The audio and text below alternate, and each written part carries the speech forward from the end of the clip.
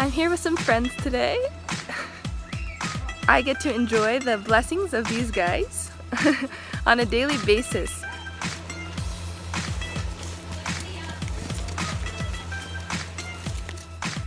Nityanandam guys! Welcome back to the channel. Today I wanted to share with you guys why I am actually not vegan. Now, first of all, I want to say a little disclaimer.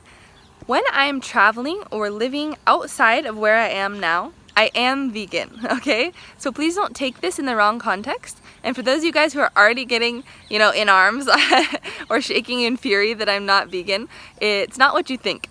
So the reason why right now, where I'm living, I'm not vegan is because I am living currently at an ashram in India, specifically at Nityananda Dhyanapeetham, Nityananda Ashram Adinam here in Bidadi outside of Bangalore, South India. Now, the reason why here I have not only the freedom but the blessing of drinking cow's milk at certain times is because I live in a sacred space where cows are revered and in a traditional farming system called the goshala.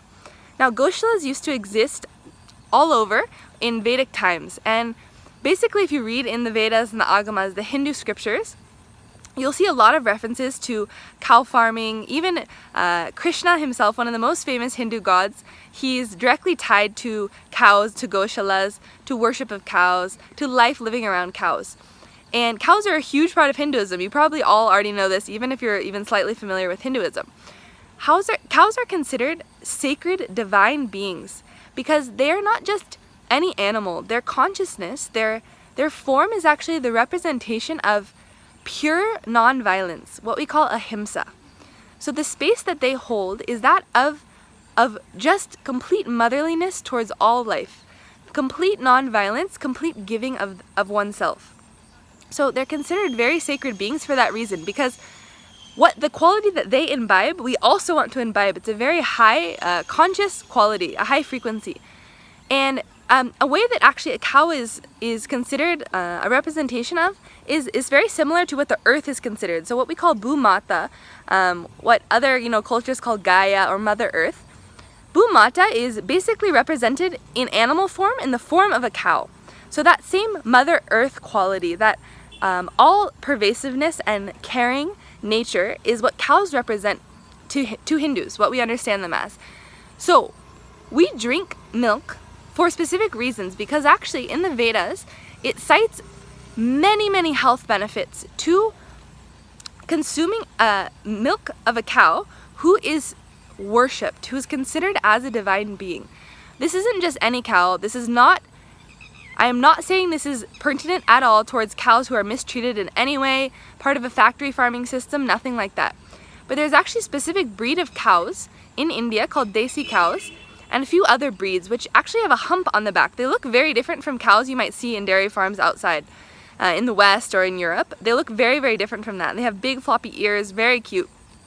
And these cows actually have different system in their bodies. They have a few different organs which other cow breeds don't have.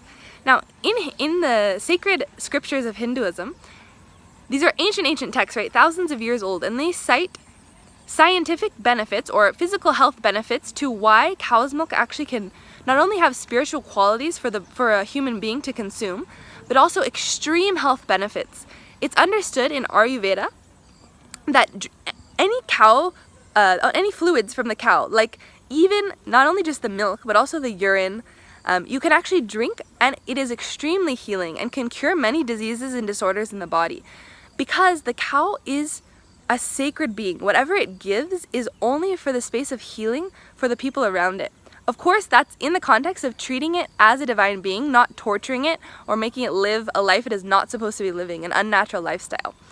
So because I live in India, in this sacred space where we don't have any company or corporation or government controlling this land or how we handle our animals, we have a traditional goshala here where our cows are literally taken to temple every morning and puja is done to them. They're worshipped as divine beings. So they're not only free and healthy, but they're also taken to the next level. They're considered as sacred beings. And in this way, the milk that we get from them is extremely beneficial for our body.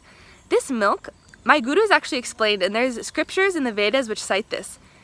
saying that when you live around cows, in the proximity of cows, when you live in oneness with them, right, in friendliness, you share a home with them, what happens in the cow's body is this alchemical process, basically, where whatever your body needs, so say I was lacking in calcium or vitamin B, okay? Because I started to live around cows, those cows' bodies, the milk properties will actually change, and they will increase the calcium and vitamin B in the milk, so that whatever your body needs, you can get from the cow itself.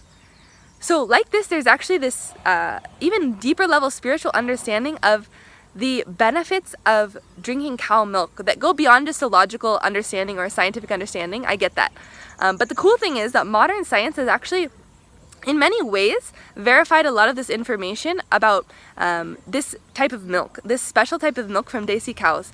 And it is really amazing to see that there's actually studies that have been done on this milk now showing that it has like supernatural health benefits compared to any other cow's milk, or even like a regular dairy cow's milk.